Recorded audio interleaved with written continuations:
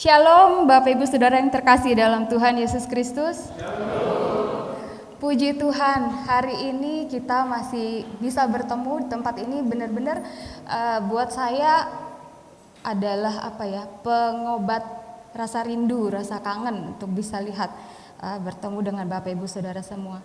Saya yakin Bapak Ibu Saudara yang ada di rumah juga pasti rindu dan kangen untuk bisa kembali bertemu bersama-sama seperti ini. Cuma karena kita masih dalam kondisi sekarang ini, kita tetap bersyukur bahwa dimanapun kita berada, kita tetap dapat bersatu hati untuk memuji menyembah Tuhan di dalam ibadah kita. Mari kita akan bersiap, namun sebelumnya kita akan menyimak terlebih dahulu beberapa warta Smyrna. Yang pertama, kita mengucap syukur hari ini kita dapat beribadah yang ke-254. Kita berdoa semoga ibadah kita hari ini terus dapat disertai dan dilindungi oleh Tuhan. Mengingatkan Bapak Ibu, untuk ibadah di BSB itu diadakan pada pukul 8 pagi dan sore secara virtual diadakan pada pukul 5 sore.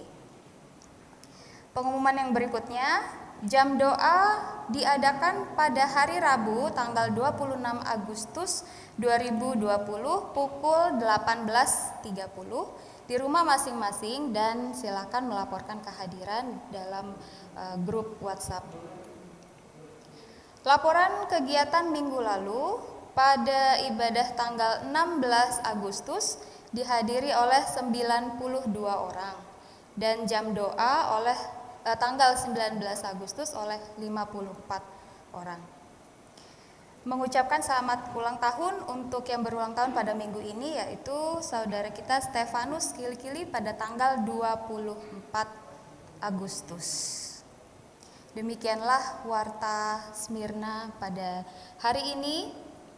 Saat ini mari kita akan menyerahkan hati dan pikiran kita akan bersiap untuk ibadah kita dengan menundukkan kepala, kita mengambil saat teduh sejenak.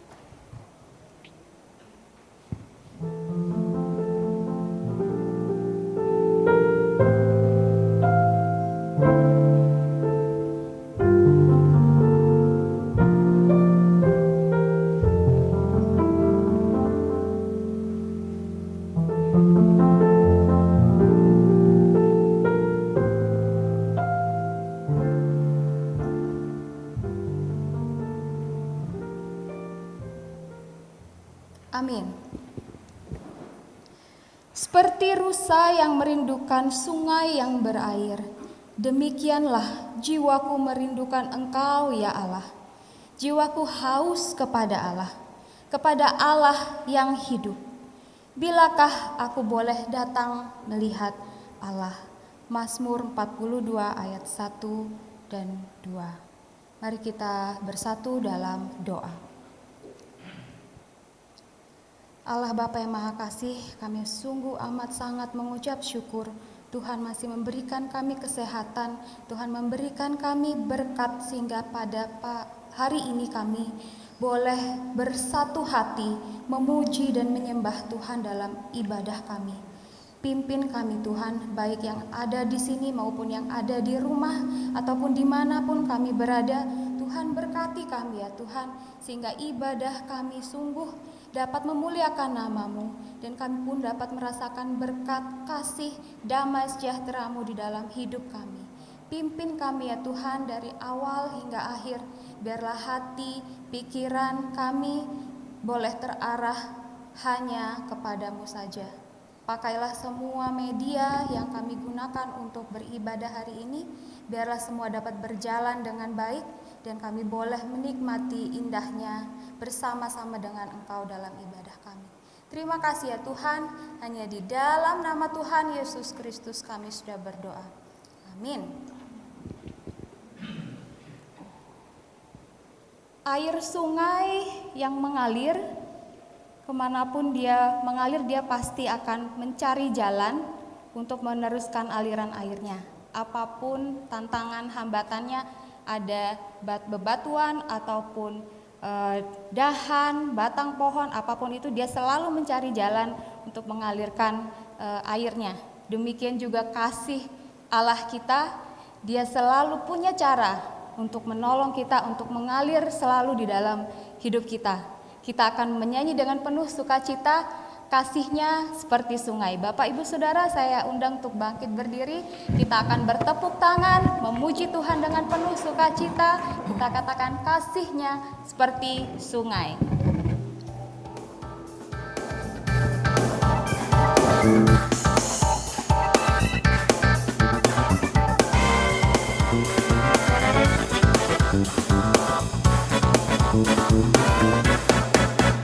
Kasih-Nya seperti sungai, kasih-Nya seperti sungai, kasih-Nya seperti sungai di hatiku, mengalir di waktu susah, mengalir di waktu senang, kasih-Nya seperti sungai di hatiku. Berkat-Nya seperti sungai, berkat-Nya seperti sungai, berkat-Nya seperti sungai di hatiku, mengalir di waktu susah, mengalir di waktu senang, kasih-Nya seperti sungai di hatiku. Kita dengan lebih bersemangat, dengan penuh sukacita menerima berkat Tuhan, kasih dan kuasa-Nya yang mengalir seperti sungai. Kuasa-Nya seperti sungai, kuasa-Nya seperti sungai, kuasa-Nya seperti sungai di hatiku, mengalir di waktu susah, mengalir di waktu senang, kuasa-Nya seperti sungai di hatiku, kasih-Nya seperti sungai. kasih-Nya seperti sungai, kasih-Nya seperti sungai, kasih-Nya seperti sungai di hatiku, mengalir di waktu susah, mengalir di waktu senang, kasih-Nya seperti sungai di hatiku, Kasih-Nya seperti sungai di hatiku. kasih-Nya seperti sungai di hatiku. Puji Tuhan, silahkan duduk kembali Bapak Ibu Saudara. Kita tetap akan meneruskan aliran kasih Tuhan melalui pelayanan kasih kita dan di dalam doa syafaat. Kami persilahkan Pak Petrus untuk memimpin doa syafaat. Mari Bapak Ibu sekalian, kita akan tunduk kepala, kita berdoa, kita naikkan syafaat kita kepada Tuhan. Mari kita tunduk kepala. Kepadamu ya Tuhan, kami menaikkan puji dan syukur kami yang sedalam-dalamnya. Oleh karena kasih, kemurahan, dan kebaikan Tuhan yang selalu ada dalam kehidupan kami. Bahkan ketika kami ada sampai hari ini, sesungguhnya bukan karena kemampuan kami semata, bukan karena kekuatan kami, bukan karena gagah kami, tetapi oleh karena kasih karunia Tuhan yang menyertai kehidupan kami sekalian. Terpujilah Engkau ya Tuhan dari dulu, sekarang, sampai selama-lamanya. Ampunilah semua dosa dan pelanggaran kami ya Tuhan, melalui tutur kata kami, tingkah laku, perbuatan kami, hati dan hidup kami yang tidak sejalan dengan kehendak Tuhan. Dan biarlah melalui pengampunan-Mu pada saat ini, kami diizinkan Tuhan untuk menghadap hadirat Tuhan, bahkan menaikkan syafaat kami kepada Tuhan. Bapa di surga, kami tak henti-hentinya terus berdoa untuk penanganan COVID-19 yang ada di Indonesia ini. Kami bersyukur oleh karena kemajuan demi kemajuan boleh kami raih bersama-sama dengan disembuhkannya pasien-pasien yang terpapar, dengan ditemukannya obat, vaksin yang terus masih dalam penelitian, dan bahkan kesadaran demi kesadaran dari seluruh masyarakat Indonesia, kiranya kesemuanya ini boleh mendatangkan kebaikan atas bangsa kami dan atas upaya kami di dalam mengakhiri pandemi COVID-19. Bapa, berkatilah pemerintah kami yang tidak hanya menangani pandemi COVID-19 ini, tetapi ada banyak pergumulan permasalahan yang sedang dihadapi. Mari Tuhan berkatilah supaya pemerintah kami tetap kuat, mereka tetap menjadi pemimpin yang baik atas kami sekalian, tetap berpikir dan berupaya membawa seluruh masyarakat Indonesia menuju kepada suatu tatanan berkehidupan kebangsaan yang terhimpun di dalam negara kesatuan Republik Indonesia, meskipun berbagai macam tantangan ada. Berkatilah mereka ya Tuhan dengan hikmat Tuhan, sehingga ketika mereka menjalankan roda pemerintahan ini, boleh dipahami, boleh diterima, dan boleh dimengerti oleh seluruh masyarakat Indonesia. Bapa, kami juga berdoa untuk gabungan Gereja Baptis Indonesia. Kami bersyukur oleh karena Tuhan terus memberkati gabungan Gereja Baptis Indonesia, para pimpinan yang ada di BPN, di BPD, di lembaga-lembaga, di yayasan-yayasan, dan bahkan di seluruh organ-organ dari gabungan Gereja Baptis Indonesia, termasuk Yayasan Baptis Indonesia. Berkatilah ya Tuhan, supaya keluarga besar gabungan Gereja Baptis Indonesia tetap menjalankan fungsi sebagai yayasan, sebagai lembaga, sebagai organisasi, bahkan sebagai gereja-gereja Baptis Indonesia yang sesuai dengan rancangan dan rencana Tuhan. Gereja-gereja Baptis Indonesia yang ada dimanapun mereka berada dengan gembala sidangnya masing-masing, Tuhan akan memberkatinya, sehingga setiap gereja baptis dimanapun Tuhan tempatkan akan sungguh-sungguh menjadi berkat bagi orang-orang yang ada di sekitarnya. Terima kasih Bapa untuk musyawarah besar yang terus kami upayakan. Mari Tuhan berkatilah panitia yang sudah terbentuk, OC, dan juga yang menangani secara langsung panitia-panitia terkait. Berkatilah supaya mereka boleh bekerja sama dengan SC dan juga bekerja sama dengan BPN. Kiranya musyawarah besar boleh terjadi di beberapa saat ke depan dengan suasana yang baik terlepas dari pandemi COVID-19. Bapa di surga, kami bersyukur untuk Gereja Baptis Indonesia Smyrna yang sudah Tuhan tempatkan di wilayah ini. Bukan sebuah kebetulan, tetapi kami meyakini bahwa ini adalah rencana Tuhan.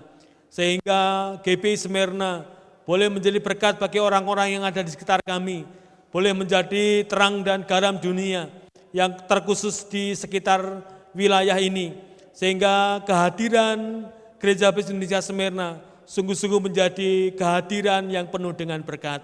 Berkatilah seluruh keluarga besar Smyrna dengan berbagai macam usaha dan pekerjaannya masing-masing.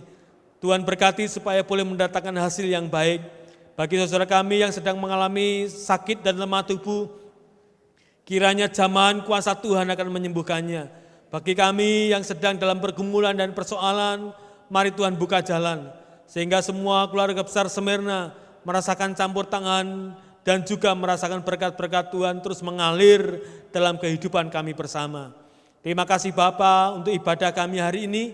Kami meyakini Engkau hadir di tengah-tengah kami, memperhitungkan kesetiaan kami, pengabdian dan pelayanan kami, dan menukarnya dengan berkat. Terima kasih Bapa, kami yakin Tuhan mendengarkan doa kami. Oleh karena doa kami panjatkan di dalam nama Tuhan kami Yesus Kristus, Tuhan dan Juru Selamat kami, dulu, sekarang, dan sampai selama-lamanya. Amin.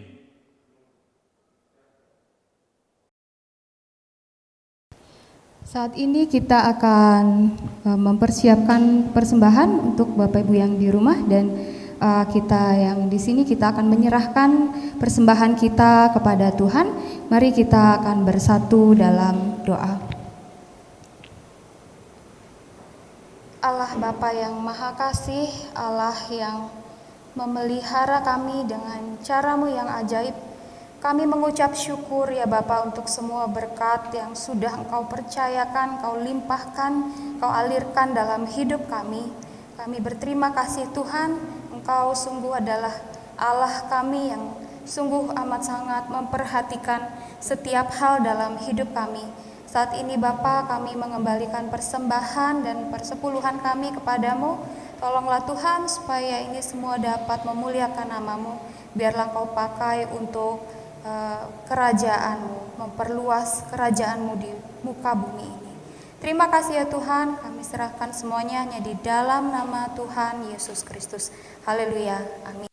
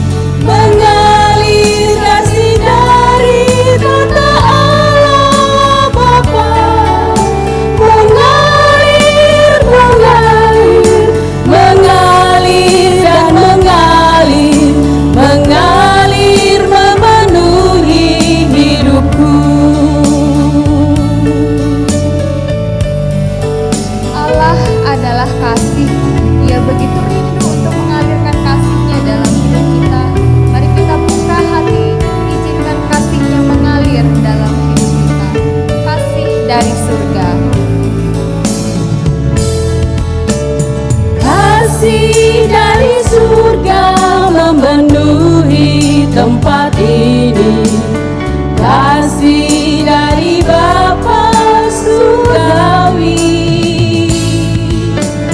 kasih dari Yesus mengalir di hatiku, membuat damai di hidupku, mengalir kasih dari tempat tinggi, mengalir kasih dari tata Allah Bapa, mengalir, mengalir, mengalir dan mengalir, mengalir memenuhi hidupku, mengalir memenuhi hidupku, mengalir memenuhi hidupku.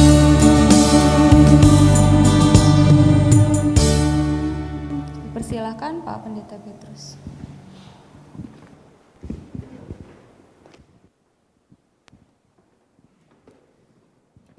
Baik, Bapak-Ibu sekalian, kita bersyukur atas ibadah kita yang kedua di BSB pada minggu ini. Mari kita beri senyum kepada kanan kiri kita. Ya, puji Tuhan. Yang di rumah silakan salaman sendiri dengan teman ibadah kita. Besok buat masker yang gambarnya senyum supaya kelihatan kalau senyum. Baik, kita akan berdoa menyiapkan untuk mendengarkan firman Tuhan. Mari kita berdoa. Bapa, kami bersyukur di kesempatan pagi ini, kami bersiap diri untuk mendengarkan bagian dari firman-Mu, kiranya firman-Mu akan memberkati kami sekalian. Terima kasih Bapa, dalam nama Tuhan Yesus kami berdoa, amin. Bapak Ibu yang saya kasihi, Judul khotbah kita pada hari ini adalah seperti sungai yang mengalir. Kita tadi sudah menyanyikan lagu kasihnya seperti sungai, kemudian berkatnya seperti sungai, kuasanya seperti sungai. Yang semuanya kita harapkan bisa mengalir dalam kehidupan kita. Lebih-lebih kalau kita sedang menyanyi berkatnya seperti sungai. Pasti kita akan menyanyikan itu dengan penuh sukacita, dengan bahagia oleh karena kita bayangkan bahwa berkat Tuhan itu terus ada, mengalir seperti sungai yang tidak pernah ada putus-putusnya, selalu ada dan terus berganti, tidak pernah ada di mana sungai tidak mengalir. Sehingga kita bisa berkata, Tuhan itu baik. Karena apa? Karena berkatnya ada. Tuhan itu baik karena apa? Karena selalu ada saja berkat yang diberikan Tuhan kepada saya, yang bahkan berkat Tuhan itu seperti sungai yang mengalir. Berapa banyak di antara kita selalu berkata, wah Tuhan itu baik ya. Oleh karena apa? Karena hari itu kita sedang menerima kiriman makanan dengan rendang misalnya. Sama petugas-petugasnya ibadah itu begitu. Kemudian sedang lapar-laparnya dan kita buka makanannya dan berkata Tuhan itu baik. Karena apa? Rendang hari ini. Rendang hari ini. Atau mungkin kita berada di rumah, kemudian ada berkat yang diberikan kepada kita di rumah kita masing-masing. Kemudian kita berkata Tuhan itu baik. Mungkin juga kita bisa melihat dan merasakan sendiri anak-anak kita. Anak-anak kita mungkin lulus ujiannya dan kita berkata Tuhan itu baik. Anak-anak kita diterima di perguruan tinggi negeri dan kita berkata, Tuhan itu baik. Semuanya yang diberikan Tuhan, semua diberikan kepada kita seperti sungai yang mengalir dan kita berkata, Tuhan itu baik. Masalahnya adalah, ketika tidak ada rendang, apakah Tuhan itu tetap baik? Ini masalahnya. Ketika anak kita tidak lulus ujian, apakah kita tetap berkata bahwa Tuhan itu baik? Ketika anak-anak kita tidak masuk ke perguruan tinggi negeri yang diidam-idamkan, apakah kita tetap bisa berkata, Tuhan itu baik? Atau kebaikan Tuhan hanya diukur dari sesuatu yang baik pada diri kita. Kalau yang kita terima baik, maka Tuhan itu baik. Kalau yang kita terima tidak baik, maka dari mulut kita, dari hati kita sulit untuk berkata, Tuhan itu baik. Bapak Ibu yang saya kasihi, lalu seperti apa yang disampaikan oleh firman Tuhan pada hari ini yang berkaitan dengan seperti sungai yang mengalir. Seperti sungai yang mengalir. Apanya yang mengalir dalam hidup kita? Apanya yang seperti sungai yang mengalir dalam kehidupan kita, dalam keseharian kita? Nyata. Apakah hanya sebatas berkat-berkat lahiriah saja? Apakah hanya sebatas berkat-berkat jasmaniah saja? Apakah hanya sebatas sesuatu yang kita anggap baik dan sesuatu yang kita anggap itu merupakan berkat secara materi dalam kehidupan kita, sehingga kita berkata Tuhan itu baik. Saya punya teman pendeta, pelayanannya di gunung. Hari-hari biasanya dia hanya naik sepeda motor. Sepeda motor yang sudah butut sekali, meskipun jalan ke gunungnya sudah baik, sudah bagus, bukan jalan yang terjal, bukan jalan yang sulit dilalui, tapi dia hanya pakai sepeda motor yang butut, yang sulit untuk bisa berjalan cepat. Kemudian suatu hari, dia mendapatkan mobil dari gereja induknya. Lalu di belakang mobil itu, di kaca belakang itu, dia tuliskan besar-besar, Tuhan adalah gembalaku. Wah, luar biasa. Kenapa Tuhan adalah gembalaku? Dia tahu apa yang saya butuhkan. Dia tahu apa yang mesti harus saya perlukan untuk bisa pelayanan di sana. Pertanyaannya adalah, apa ketika saya naik sepeda motor yang butut itu, Tuhan bukan gembalanya? Apa ketika sedang dalam kesulitan, sedang dalam perjuangan keras, menuju kepada sebuah pelayanan yang sulit, apakah Tuhan itu juga bukan gembalanya? Sekali lagi, sifat dan kasih setia Tuhan sesungguhnya tidak terpengaruh dari apa yang kita rasakan. Sifatnya kekal dan abadi, kasihnya kekal dan abadi, kuasanya kekal dan abadi, tidak dipengaruhi oleh situasi dan kondisi yang kita alami. Mari kita lihat bersama-sama. Di dalam Galatia pasal 3 ayat yang ke-6 sampai yang ke-14, saya baca ayat yang ke-14.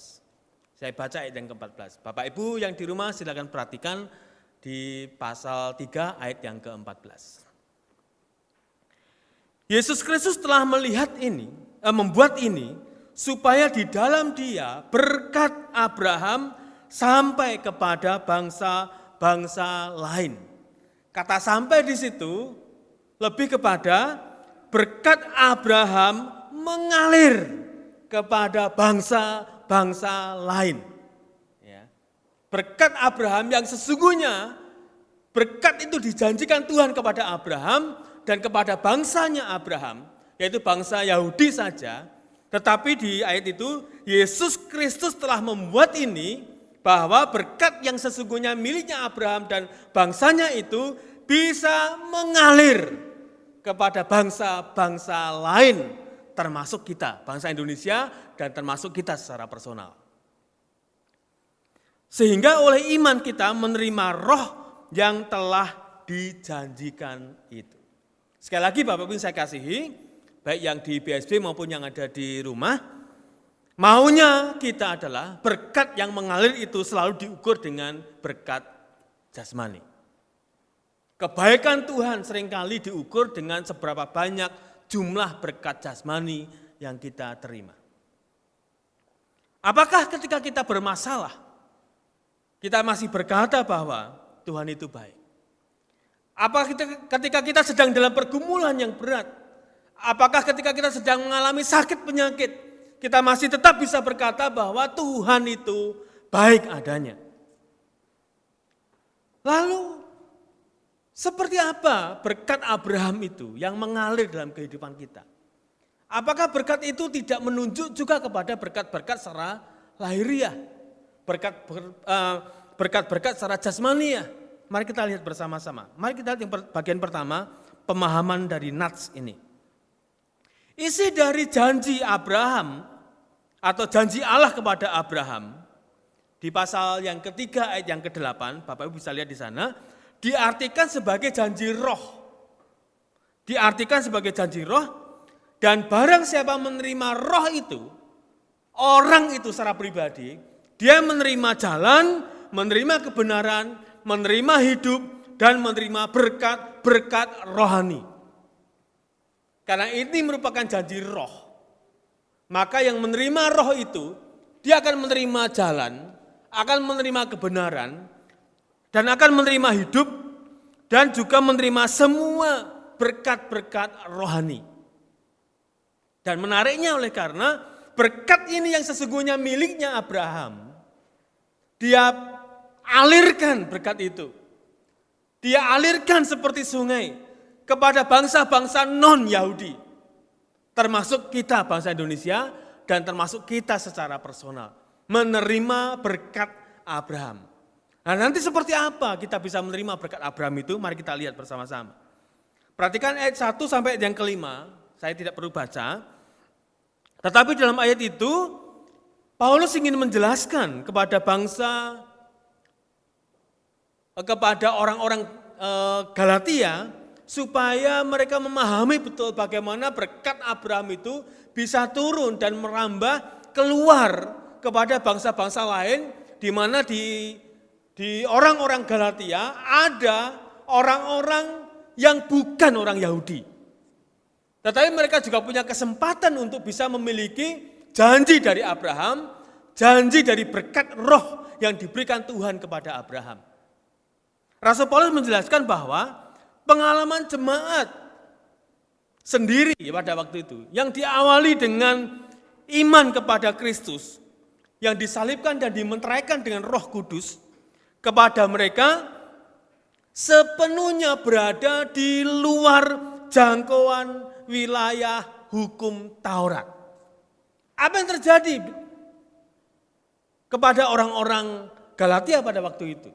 Orang-orang Galatia sedang dalam kondisi panik dengan imannya. Orang-orang Galatia sedang dalam kondisi perselisihan. Oleh karena sebagian dari orang-orang Galatia meyakini bahwa mereka bisa mendapatkan roh itu, janji Abraham itu ketika mereka melakukan hukum Taurat. Ketika mereka melakukan syariatnya orang-orang Yahudi.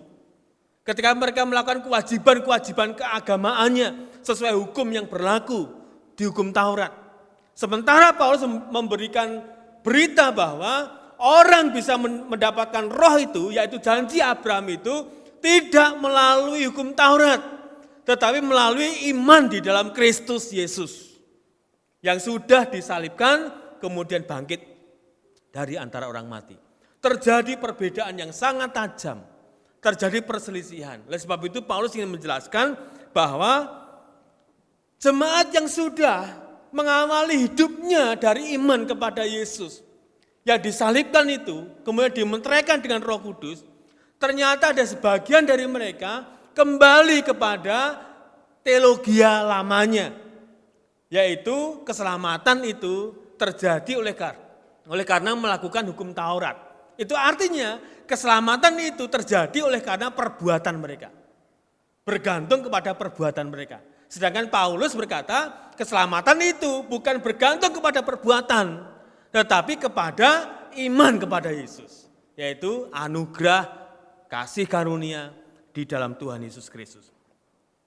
Nah, apakah mereka yang sudah mengawali dari karya Kristus yang sempurna itu ketika mengorbankan dirinya, kemudian mereka percaya kepada Yesus, mengabdikan diri, kemudian mempertaruhkan hidupnya kepada Yesus, apakah kamu akan dengan mudah mempertahankan kebodohanmu? Di ayat 1 itu ya. Mempertahankan kebodohanmu dan kamu akan meninggalkan kesempurnaan di dalam Yesus itu. Terlalu bodoh kamu itu.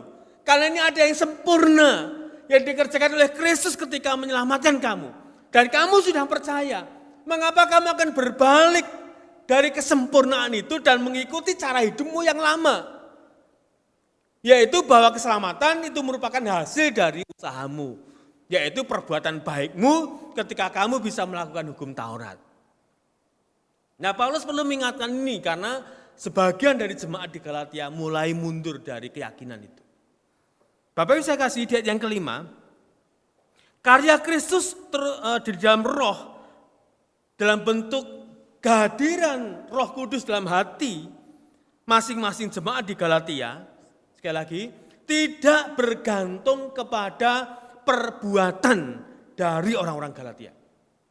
Sekali lagi ya, karya Roh Kudus yang datang kemudian tinggal dalam hati manusia sebagai meterai keselamatan tidak bergantung dari perbuatan manusia itu, tetapi bergantung kepada respon atas kepercayaan iman kepada pemberitaan Injil.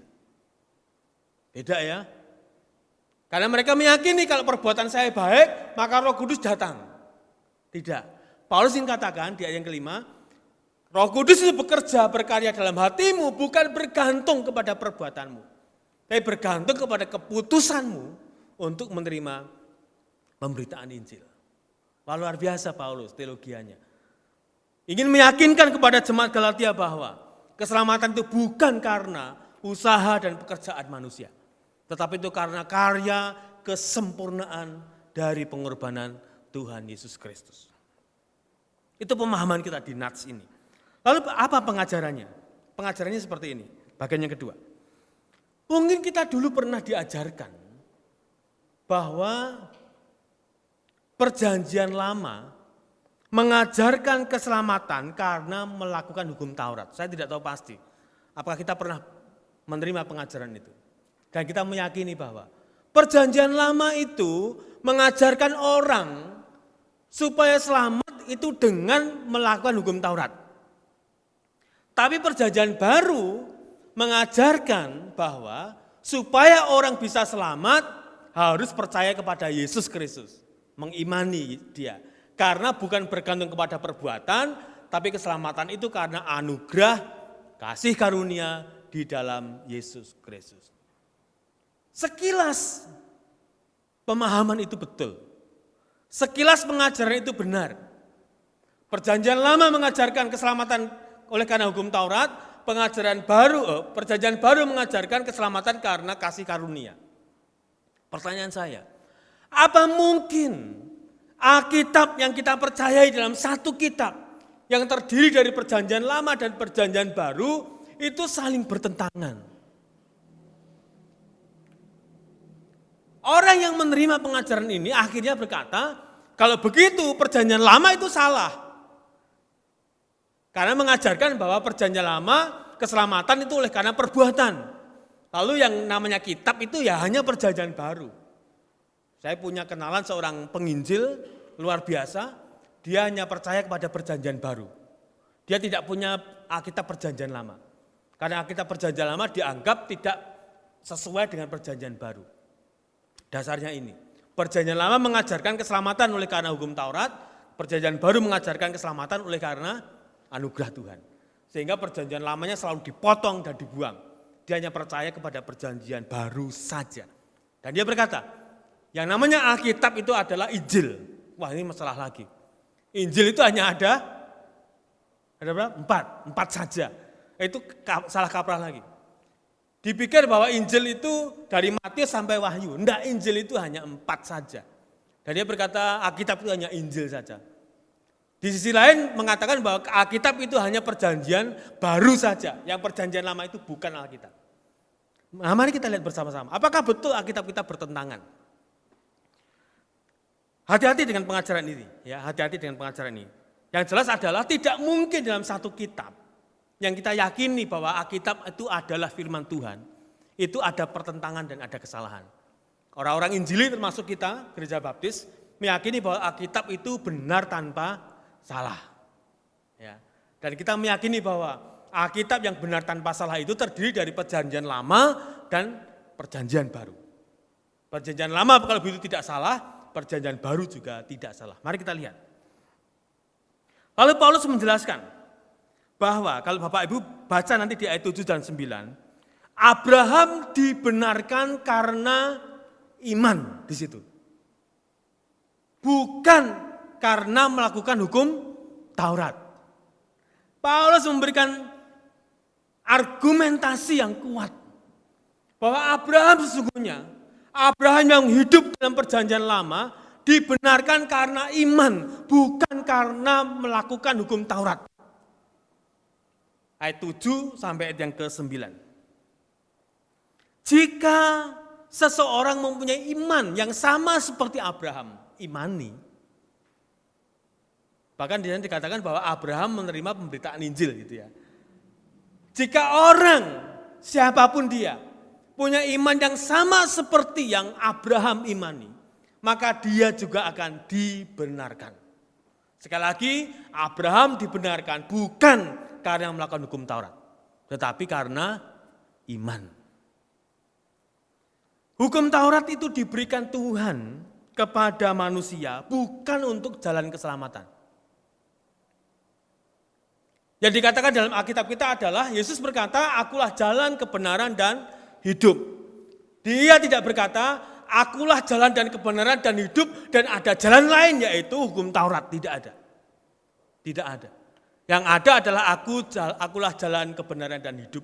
Hanya Yesus saja. Tidak ada seorang pun yang bisa datang kepada Bapa kalau tidak melalui aku. Itu artinya hanya ada satu jalan, yaitu Yesus Kristus sebagai jalannya. Oleh karena itu, hukum Taurat tidak membawa orang menuju kepada keselamatan. Tetapi hukum Taurat hanya menunjukkan tentang keberdosaan manusia. Oleh karena manusia tidak mampu melakukan seluruh isi hukum Taurat.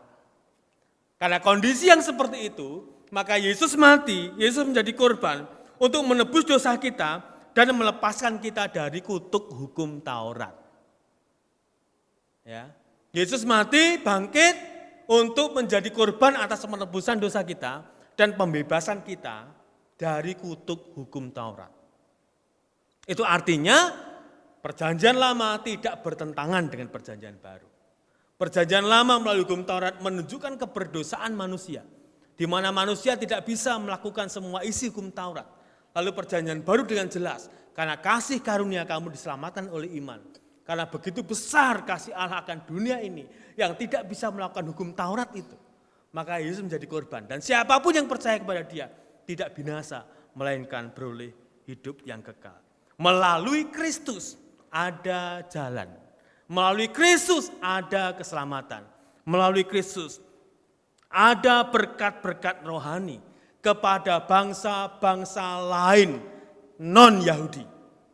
Yang dulu hanya diklaim oleh bangsa Yahudi saja. Tetapi melalui Yesus terbuka kepada semua bangsa, termasuk bangsa Indonesia dan termasuk kita.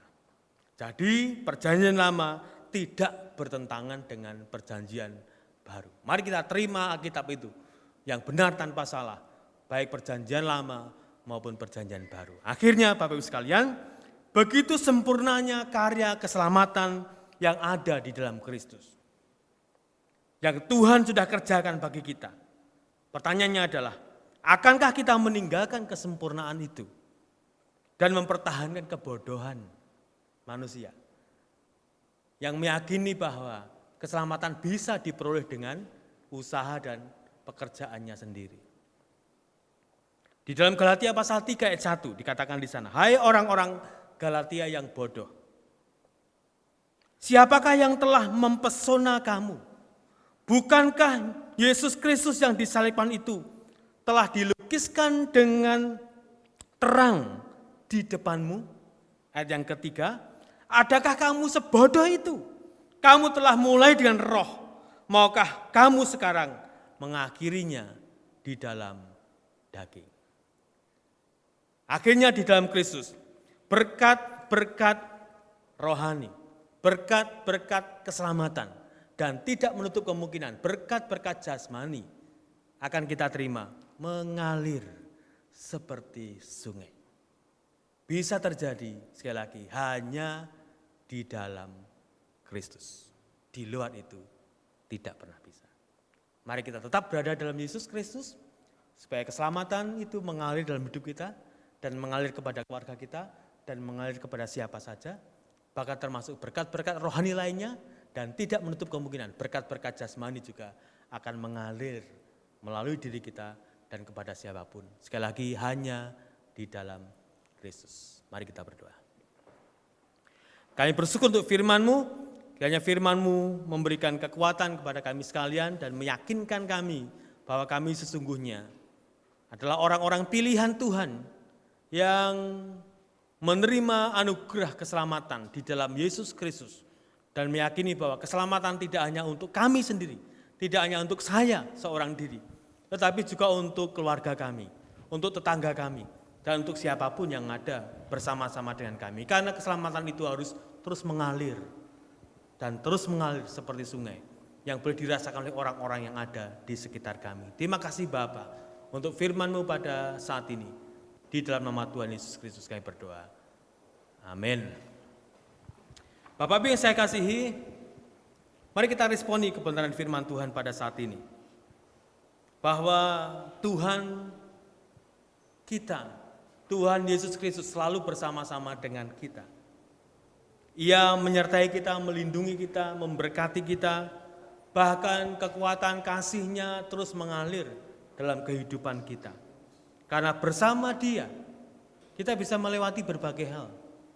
Tidak hanya pada saat kita menikmati hal-hal yang baik, hal-hal yang menguntungkan, tetapi ketika kita dalam keterpurukan, dalam kesedihan, dalam duka, kita akan melewati juga bersama-sama dengan Dia. Dan jangan pernah mengukur bahwa kebaikan Tuhan hanya terletak kepada berkat-berkat jasmani saja. Ada berkat-berkat yang lain yang bisa kita terima hanya di dalam Yesus. Mari kita responi dengan pujian. Bersamamu, Bapa.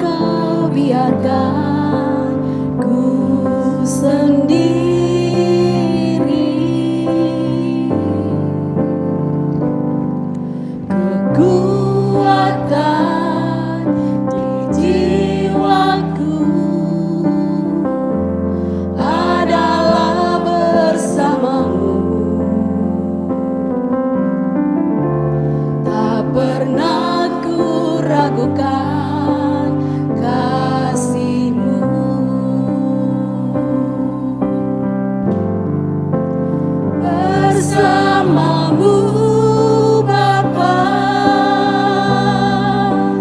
ku lewati semua perkenananmu yang teguhkan hatiku. Engkau yang bertindak, memberi pertolongan, anugerah-Mu besar melimpah bagiku. Bersama Bapa,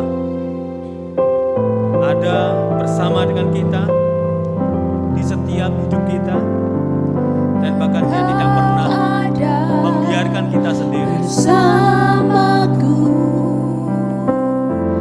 di setiap musim hidupku. Tak pernah Kau biarkan ku sendiri. Yang menjadi kekuatan dalam jiwa kita Kekuatan ketika kita bersama-sama dengan Dia. jiwaku Oleh sebab itu jangan pernah ragu saudara, adalah bersamamu. tentang kasih dan kuasa Tuhan. Tak pernah ku ragukan kasih-Mu. Mari kita katakan bersama, bersamamu Bapa. Bersamamu Bapa, ku lewati semua perkenananmu yang teguhkan hatiku. Engkau yang bertindak, memberi pertolongan, anugerah-Mu besar melimpah bagiku. Bapak Ibu, ada perkara-perkara besar bisa terjadi ketika kita bersama-sama dengan Bapa kita. Bisa jadi itu perkara yang menyenangkan hati kita, atau bahkan perkara yang menyulitkan kita. Tetapi apapun perkaranya, mari kita bersama-sama dengan Dia. Kita bisa melewati segala sesuatunya. Ku lewati semua perkenananmu yang teguhkan hatiku. Engkau yang bertindak, memberi pertolongan,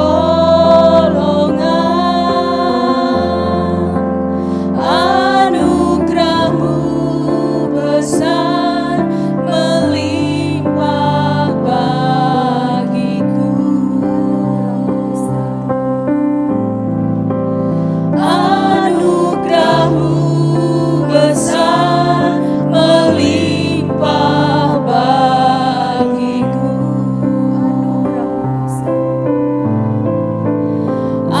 Anugerah-Mu besar melimpah bagiku.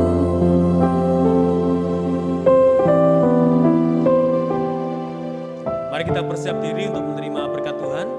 Kita akan tunduk kepala, kita akan berdoa dan membuka hati serta hidup kita menerima berkat yang Tuhan sediakan kepada kita sekalian. Mari kita tunduk kepala dan kita berdoa. Kepadamu Tuhan kami sungguh menaikkan puji dan syukur karena ibadah kami pada hari ini boleh berlangsung dengan baik. Semuanya bukan karena kuat dan gagah kami, tetapi oleh karena penyertaan Tuhan, yang sudah melindungi dan juga menyertai kami sekalian. Bapa, kami bersyukur untuk setiap berkat yang Tuhan sediakan kepada kami melalui pujian kami, melalui doa kami, melalui firman Tuhan yang kami dengar, juga melalui persembahan dan juga persepuluhan kami. Kiranya kesetiaan kami pada hari ini akan diberkati oleh Tuhan dan diperhitungkan oleh Tuhan. Sebentar lagi kami akan mengakhiri ibadah kami hari ini dan kami siap untuk menerima berkat yang datangnya dari Tuhan. Bapak Ibu yang saya kasihi, inilah waktu yang baik buat kita untuk membuka diri, membuka hati, dan menerima berkat Tuhan. Sekarang terimalah berkatnya. Kiranya Bapak, Ibu, dan saudara sekalian semuanya diberkati oleh Tuhan, diberkati dengan kekuatan dan kesehatan, diberkati dengan kesuksesan dalam usaha dan pekerjaan saudara, diberkati dengan hari-hari yang menyenangkan, diberkati dengan perlindungan dari COVID-19, diberkati semuanya dengan umur yang panjang. Kiranya kasih karunia dan damai sejahteranya di dalam Allah Bapa, keselamatan di dalam Tuhan Yesus Kristus, penghiburan dan penyertaannya di dalam Roh Kudus, menyertai Bapak, Ibu, dan saudara sekalian mulai hari ini sampai Tuhan datang kembali. Amin.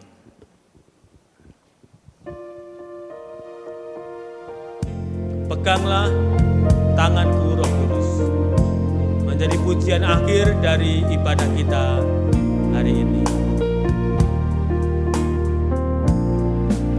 Peganglah tanganku Roh Kudus, setiap hari ku tak dapat jalan sendiri tanpa Roh-Mu. Bawalah diriku kepada segala kebenaran, agar ku tidak tersesat mengikuti jalan-Mu. Peganglah tanganku Roh Kudus, setiap hari ku tak dapat jalan sendiri tanpa Roh-Mu. Bawalah diriku kepada segala kebenaran, agar ku tidak tersesat mengikuti jalan-Mu. Bapak Ibu silakan mengambil waktu teduh sejenak, bersyukur untuk ibadah kita hari ini, dan bersyukur atas berkat-berkat Tuhan dalam ibadah kita hari ini, dan selamat bertemu kembali di minggu yang akan datang. Tuhan memberkati.